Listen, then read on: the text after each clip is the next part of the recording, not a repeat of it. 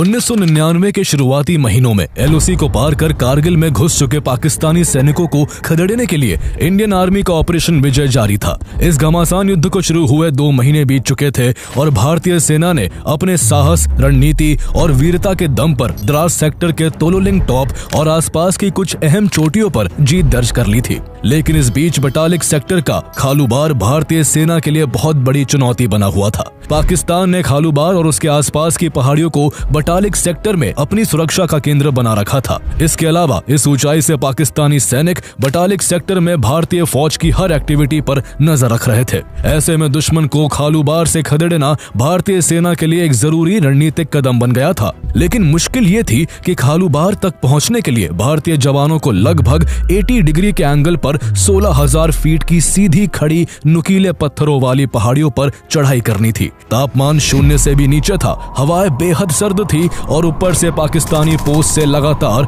Heavy firing हो रही थी, जिसने चढ़ाई को और भी मुश्किल बना दिया था। जून में भारतीय सेना खालूबार को कब्जे में लेने की 2 बार कोशिश कर चुकी थी, लेकिन दोनों प्रयास असफल रहे।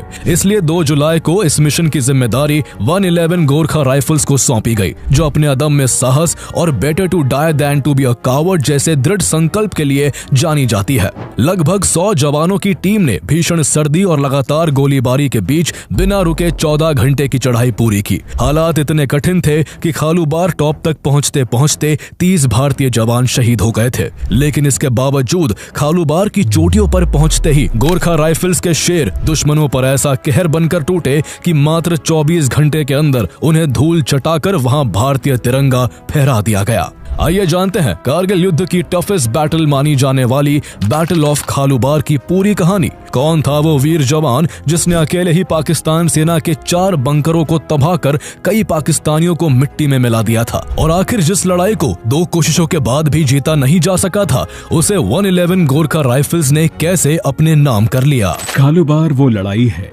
जिसने दिखाया कि मौत सामने होने पर भारतीय सैनिक किस तरह लड़ता है।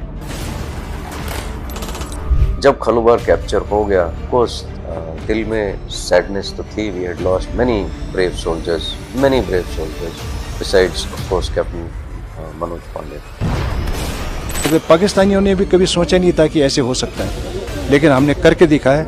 सारी दुनिया जानती है और सारी दुनिया जो है सैल्यूट करती है कि इंडियन आर्मी को highest battlefield in the world में ऐसे इन्होंने पराक्रम किया।